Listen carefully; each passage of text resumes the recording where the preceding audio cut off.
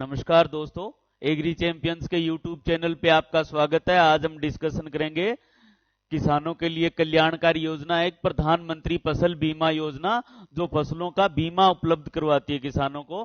तो ये योजना है, इसकी शुरुआत कब की थी? तो 12वें पंचवर्षीय योजना, 12वें 5 ईयर प्लान में प्रधानमंत्री मोदी जी के द्वारा प्रधानमंत्री फसल बीमा योजना की शुरुआत की गई।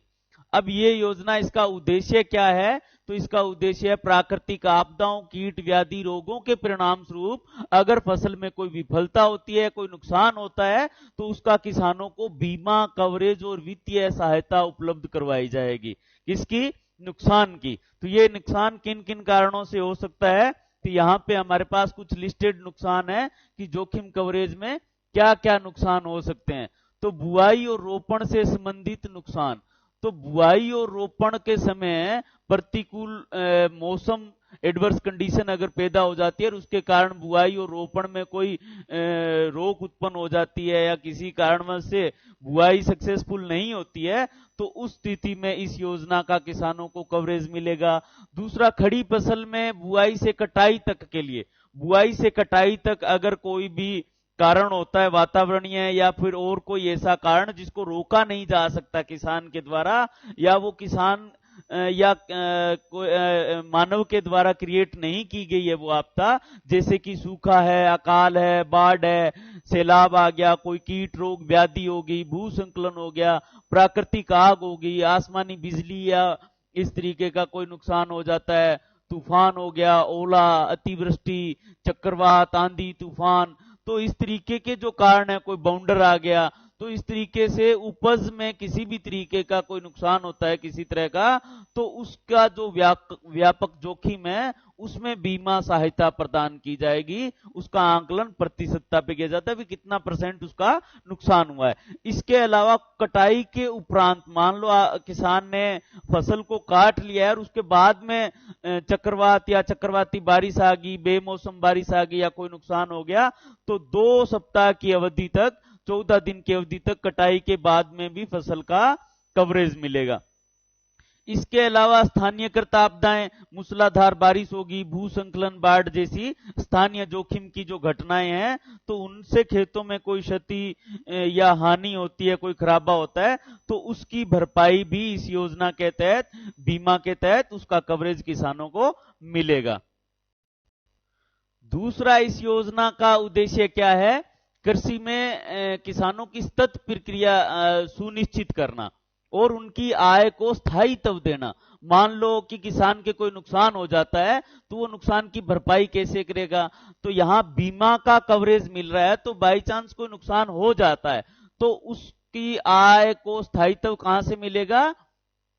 बीमा कवरेज से, कि बीमा कंपनी उसको कवरेज देगी, तो उससे उसके नुकसान की भरपाई हो जाएगी और किसान की स्थिति है वो खराब नहीं होगी, तो उसका रेगुलर जो विकास है वो जारी रहेगा, तो वो किसी भी तरीके का उस पर बोझ नहीं आएगा।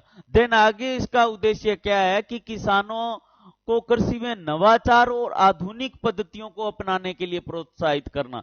भी देखो, अगर किसी भी तरह का नुकसान होता है तो उसकी भरपाई अगर बीमा के तहत हो जाती है, कवरेज अगर मिल जाता है, तो किसान क्या है, नई टेक्नोलॉजी, नवाचार, नए आधुनिकता की और जो नई चीजें हैं उनको अडॉप्ट करेगा और आधुनिक पद्धतियों को अपनाएगा।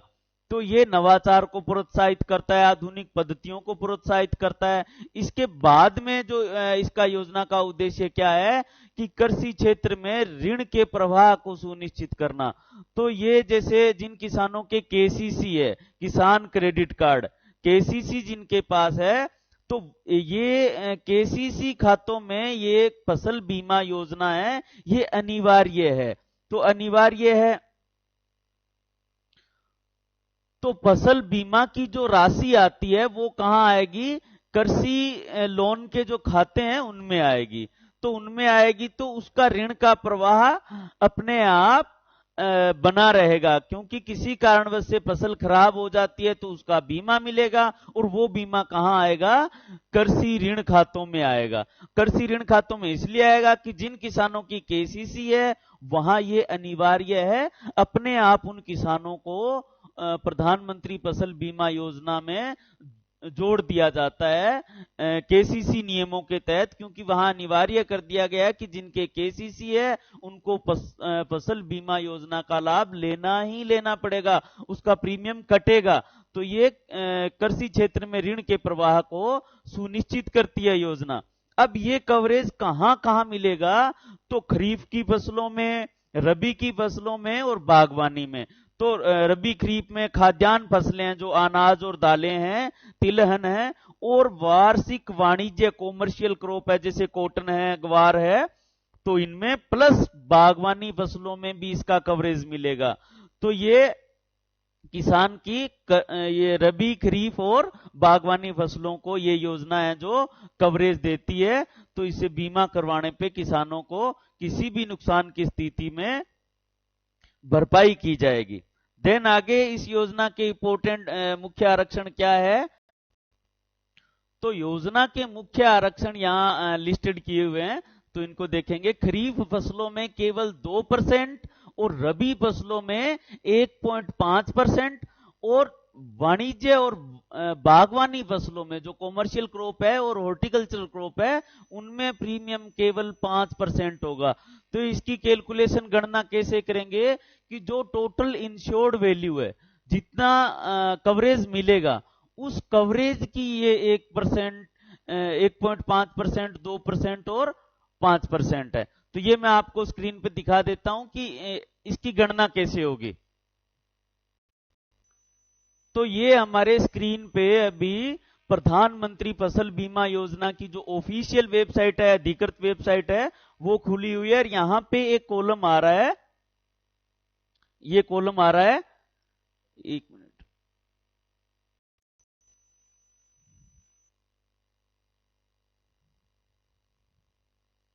ये आ रहा है कैसे कैलकुलेशन करेंगे बीमा की। तो कैलकुलेशन के रिगार्डिंग ये है।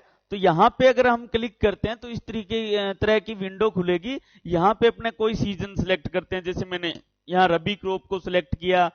देन यहां पे ईयर सिलेक्ट करते हैं, तो मैंने 2020-21 को सिलेक्ट किया। फिर यहां पे प्रधानमंत्री फसल बीमा योजना को सिलेक्ट किया। फिर यहां पे कोई सा भी स्टेट, जैसे अपने कोई स्टेट, एक इसमें सारे स्टेट दिए हुए, तो मैंने राजस्थान सिलेक्ट किया। यहाँ पे डिस्ट्रिक्ट की अगर बात करें तो मैं कोई सा भी डिस्ट्रिक्ट सिलेक्ट कर लेता हूँ। यहाँ पे मैंने जयपुर सिलेक्ट किया है। और फसल यहाँ पे मैं कौन सी सिलेक्ट कर रहा हूँ? सरसों की मैंने फसल सिलेक्ट करी है, रबी की फसल है और रबी सीजन मैंने सिलेक्ट किया है। यहाँ पे कितने हेक्टर के लिए मुझे इंश्योरेंस का कैलकुलेशन देखना है? तो 1 हेक्टर के लिए, और यहां मैंने कैलकुलेट किया इसको। तो यहां हमारे पास क्या आया कि जयपुर डिस्ट्रिक्ट के लिए, मैं आपको बता देता हूं कि यहां डिस्ट्रिक्ट वाइज अलग अलग इंश्योरेंस रहता है, कि हर एक डिस्ट्रिक्ट में वेरी करता है डिस्ट्रिक्ट टू डिस्ट्रिक्ट। तो जयपुर के लिए यहां पे कितना है?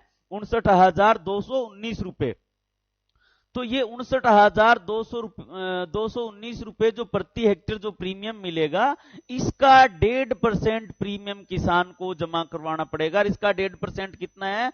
888.29 पैसे। तो ये जो है 888.29 पैसे, ये क्या है? जो सम इंश्योर्ड वैल्यू है। तो सम इंश्योर्ड वैल्यू 59,219 रुपए का 1.5% प्रीमियम ये किसान के द्वारा दिया जाएगा। देन आगे इंपोर्टेंट बात क्या लिखी गई है? आगे जो इंपोर्टेंट बात है वो है यहां सरकारी सब्सिडी की। तो सरकारी सब्सिडी भी मिलती है प्रीमियम पे। तो इसका जो कुल प्रीमियम है वो किसान को तो केवल 2%, 1.5% और 5% देना होगा। इसके अलावा जितना भी प्रीमियम अगर वहन किया जाएगा बीमा कंपनी के द्वारा, चाहे वो 90% हो, तो भी सरकार के द्वारा ही वहन किया जाएगा। जैसे मैं आपको स्क्रीन पे दिखा देता हूं। तो यहां आप देख रहे हैं 4,086.11 रुपए प्रीमियम पेड बाय गवर्नमेंट। तो ये प्रीमियम पेड बाय गवर्नमेंट, तो ये सरकार ने पे की। तो जो मैंने अभी दिखाया स्क्रीन पे कि सरकार भी प्रीमियम पे करती है, तो किसान अपना प्रीमियम पे जब कर देता है, उसके अलावा जो भी प्रीमियम रहता है उस फसल का, वो किसके द्वारा वहन किया जाएगा? सरकारी सब्सिडी में वहन किया जाएगा। देन आगे इसका इंपोर्टेंट पॉइंट क्या है कि पहले इसके प्रीमियम दर पर कैपिंग का प्रावधान था, तो किसानों को कम दावे का भुगतान होता था, अब इसे हटा दिया गया है और किसानों को बिना किसी कटौती के पूरी बीमित राशि का दावा मिलेगा। और दूसरा इसमें इंपॉर्टेंट बात यह भी है कि अगर निश्चित समय सीमा में बीमा कंपनी अगर प्रीमियम जो बीमा कवरेज की जो राशि है वो किसानों के खातों में नहीं डालती है, तो उस राशि पे बीमा कंपनी को 12% की दर से ब्याज भी देना पड़ेगा। तो बीमा कंपनी बाधित है कि एक समय सीमा के अंदर आपके खाते में दावा किया गई राशि आपके खाते में डलवाएगी।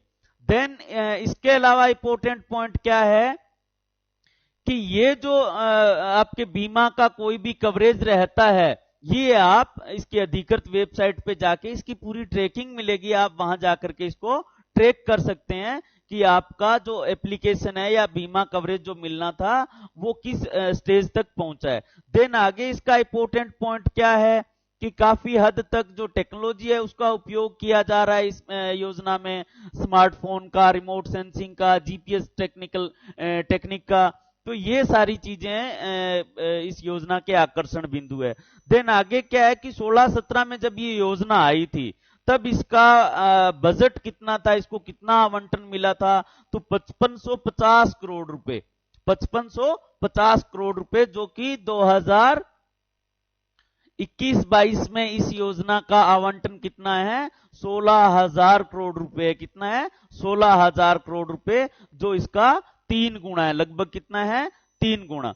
देन आगे ये जो बीमा योजना है ये एकमात्र बीमा कंपनी जो एआईसी है, भारतीय कृषि बीमा कंपनी, इसके द्वारा नियंत्रित किया जाएगा, ये इसकी कंट्रोलिंग बॉडी रहेगी। हालांकि जो बीमा की जो गाइडलाइन है उसमें 3 साल बाद कंपनी बदलने का अधिकार दिया गया है, पर अभी ऐसा हुआ नहीं है। तो एकमात्र बीमा कंपनी, कृषि बीमा कंपनी जो एआईसी है गवर्नमेंट ऑफ इंडिया की, वो इसकी कंट्रोलिंग बॉडी है। और ये योजना है, ये राष्ट्रीय कृषि बीमा योजना, ये 1999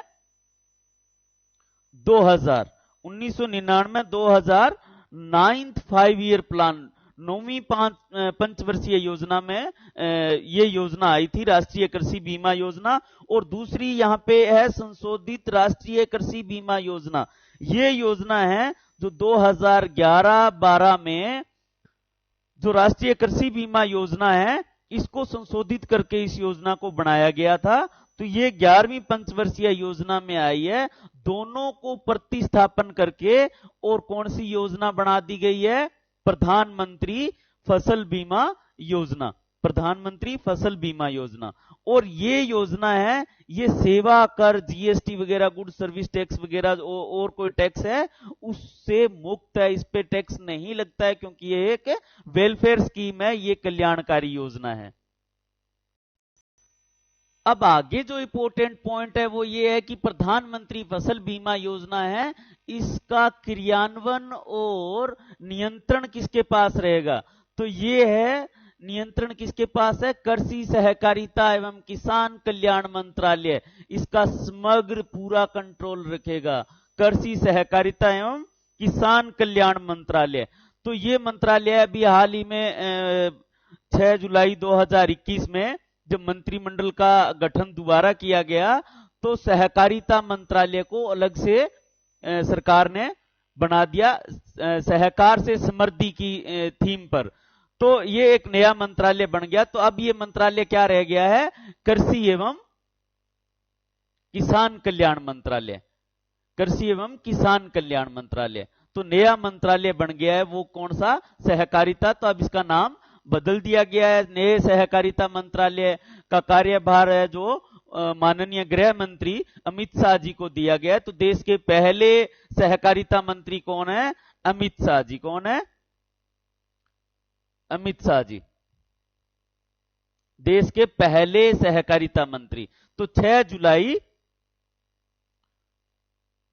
2021 को नए मंत्रालय का निर्माण कर दिया, वो कौन सा है, सहकारिता मंत्रालय। तो इसके पास कृषि एवं किसान कल्याण मंत्रालय के पास इसका समग्र नियंत्रण रहेगा। किसका? प्रधानमंत्री फसल बीमा योजना का। निजी कंपनियों का चुनाव किसके ऊपर छोड़ दिया गया है? राज्य के ऊपर छोड़ दिया गया है। और एक राज्य में एक ही बीमा कंपनी होगी। हो सकता है राज्य में कोई बीमा कंपनी हो, पर वो किसको रिपोर्ट करेगी? एआईसी को। और एआईसी किसके अधीन रहेगा? कृषि एवं किसान कल्याण मंत्रालय के अधीन। क्रियान्वयन एजेंसी है, जैसे अभी एआईसी है, तो ये 3 साल की अवधि के लिए किया जाता है इसका चयन, और इसके बाद में इसका बदलाव किया जा सकता है। देन आगे इंपॉर्टेंट पॉइंट यहां क्या है कि और इसका कंट्रोल और निगरानी कैसे रहेगी प्रधानमंत्री फसल बीमा योजना की? तो राज्य में योजना कार्यक्रम की निगरानी कौन करेगा?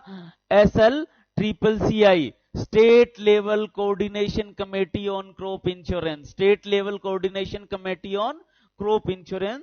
तो ये राज्य स्तर पर इसकी कंट्रोलिंग रखेगी, निगरानी रखेगी, विजिलेंस रखेगी।